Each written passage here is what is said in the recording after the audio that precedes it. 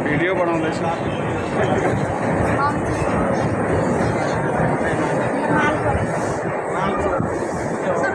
यो त सामान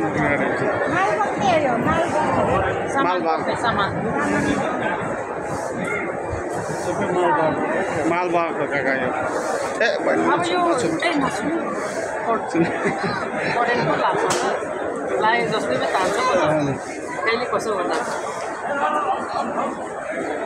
स्टेसनमा हिँड्दा त अलिक राम्रो स्पेसल हुन्छ सिटहरू हुन्छ एसी हुन्छ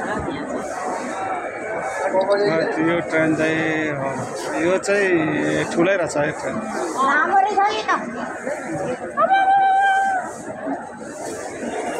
लामै हो यो सामान पनि बोक्ने लामै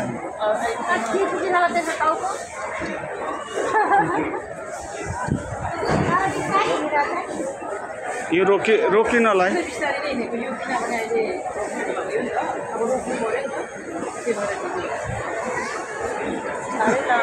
अझै पनि थोरै छैन यो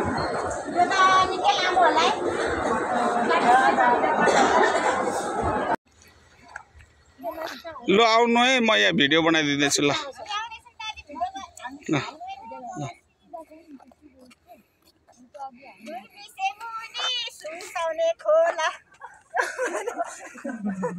ल ठिक छ दार्जिलिङ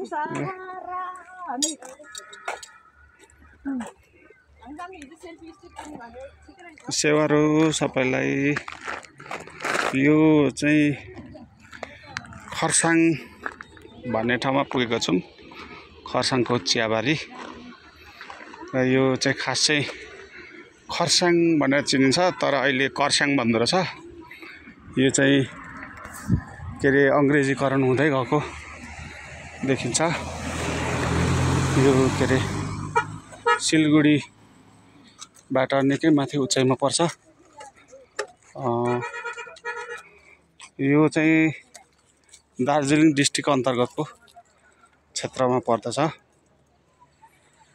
निकै रमणीय छ रमाइलो छ यहाँ घुम्नको लागि पर्यटकीय स्थलको रूपमा रहेछ यहाँ फोटो सेसन गर्ने साथीभाइहरू धेरै हुनुहुन्छ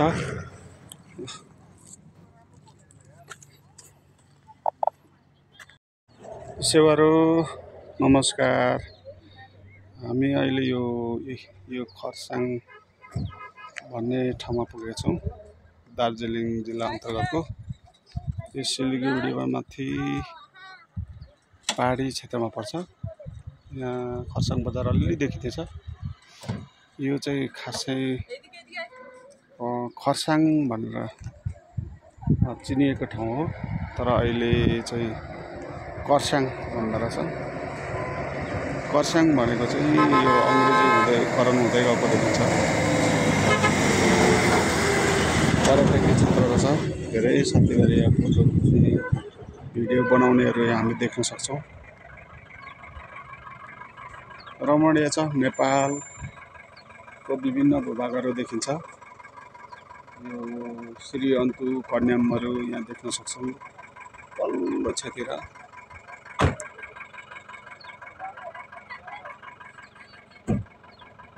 र यो तल मधेसी भाग चाहिँ भारतको सिलगढी भाग हो। यो चाहिँ के अरे तुवालले गर्दा त्यति राम्रो देखेको छैन आज।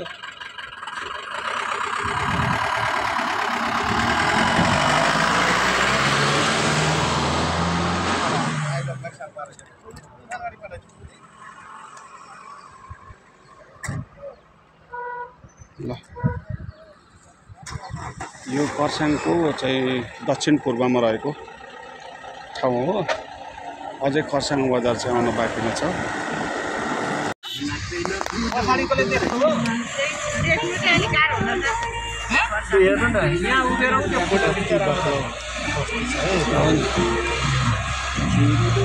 यो हाम्रोबाट देखिने यही पाटा होला हौ है।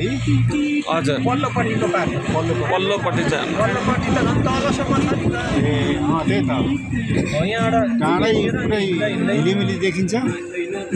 हजुर डाँडै झिलिमिली देखिन्छ। पल्लोपट्टिको देखिन्छ। पल्लोपट्टिको अनि 1971 मा फेरि खरसाङ देख्नु हो। पाकिस्तान र बङ्गलादेश ठुलो 71 मा सानो सक्छ कि रेल।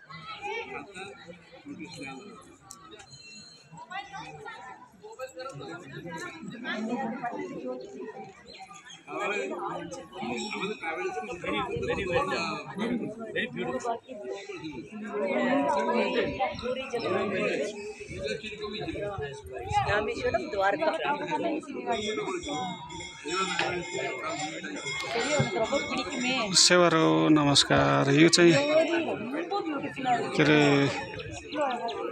सिक्किमको नाम्चीमा रहेको चारधाम भनेर विशेष गरेर परिचित छ। यहाँ चाहिँ जम्मा 12वटा ज्योतिर्लिङ्ग पनि राखेको रहेछ। यहाँ विशेष गरेर महादेवको चाहिँ विशाल हेमकाय यहाँ मूर्ति राखिएको छ। यहाँ संसारका विभिन्न धर्मावलम्बी महादेवका चाहिँ के अरे भक्तहरू यहाँ आएर दर्शन गर्ने ठाउँ रहेको छ। यहाँ भित्र चाहिँ विभिन्न महादेवको बारेमा यो मन्दिरभित्र जानकारीमूलक सूचनामूलक कुराहरू अभिलेखहरू राखेको रहेछ। धेरै राम्रो लाग्यो, खुसी लाग्यो। यहाँ तपाईँ हामी सबैले एकपटक घुम्न पाइयो, हेर्न पाइयो भने हामी सबैको लागि ज्ञानवर्धक हुनेछ।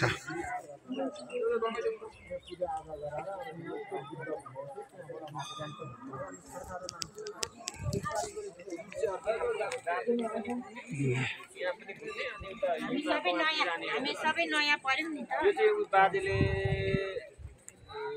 हामी सबै नयाँ पर्यौँ नि त ल सेवारो मेरो तर्फबाट सबैले सेवारो झापा मोरङ अनि सुनसरीबाट आउनुभएको छ माङसेबुङबाट यता हाम्रो काकी हुनुहुन्छ सबै यहाँ हाम्रो दर्शनालय तीर्थालुजीहरूलाई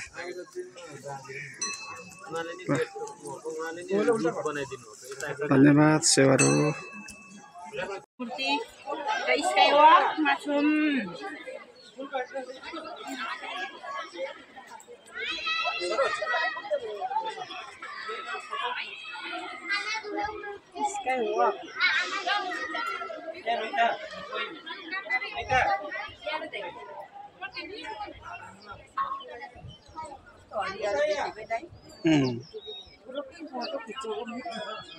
खिचौँ मान्छे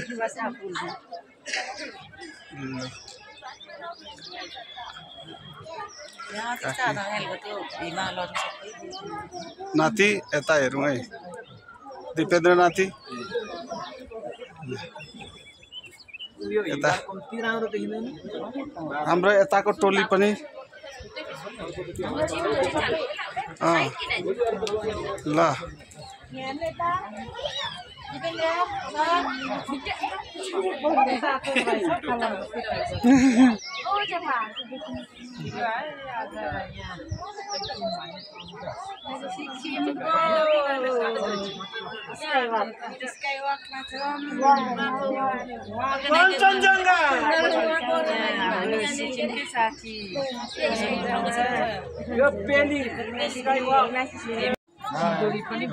Hi guys.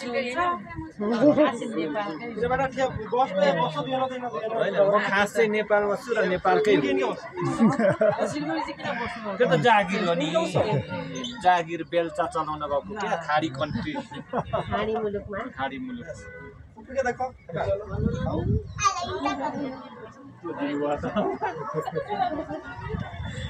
लु हाम्रो यता पनि हेरौँ है मेरो भिडियोमा पनि यसो हेरिराखौँ है ल ल सेवारो ल सबै नातिकन आरामले घुम्ने रात परे नि परोस् जसरी घर पुर्याउँछु ल गाइस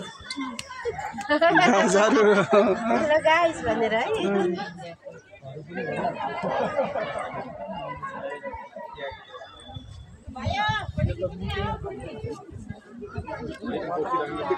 यता चाहिँ भयङ्कर राम्रो छ सिन हेर्नु त म्याडम यता उत्तरी क्षेत्रहरू हेर्नु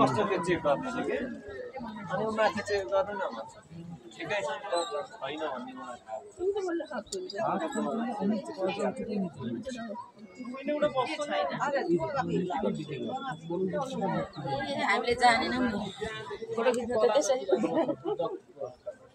त्यहाँबाट फोटो यस्तो फर्स्ट क्लास हुन्छ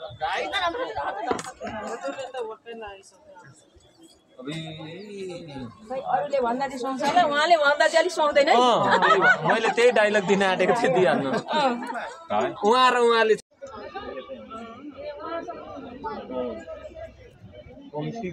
मैले सही रहेछ मैले उ गरेको भएर क्यालकुलेसन गरेको मेरो मान्छे त को छ र लिङ्क बन्दै बन्दै जान्छ कि के बात चलो बस बस चलो देखो पीछे फोटो काढू म्हटलं आपली नाही मग तिथं पिऊचे आमचे काढले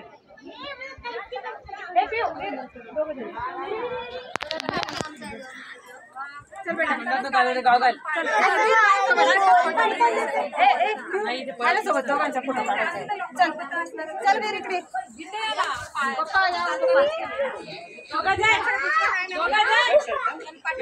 विशाल हीच ছিল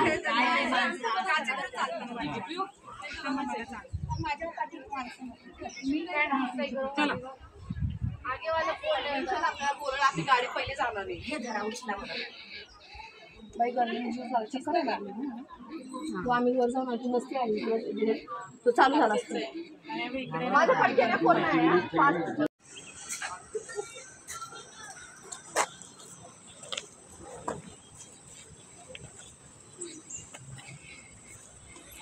लगभग शताब्दी लामो जो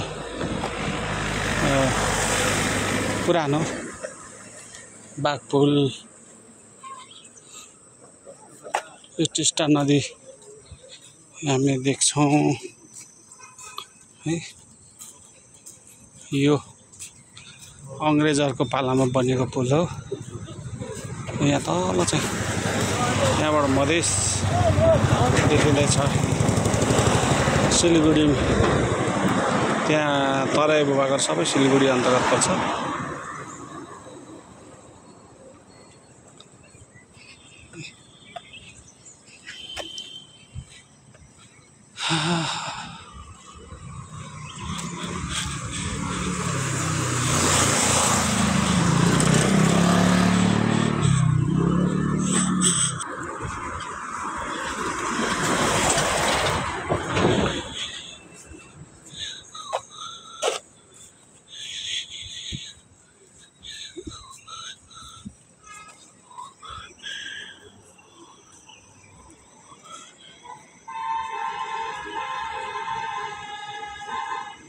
यस्तो अप्ठ्यारो अक्कर भिरमा बनेको छ है यो पुल।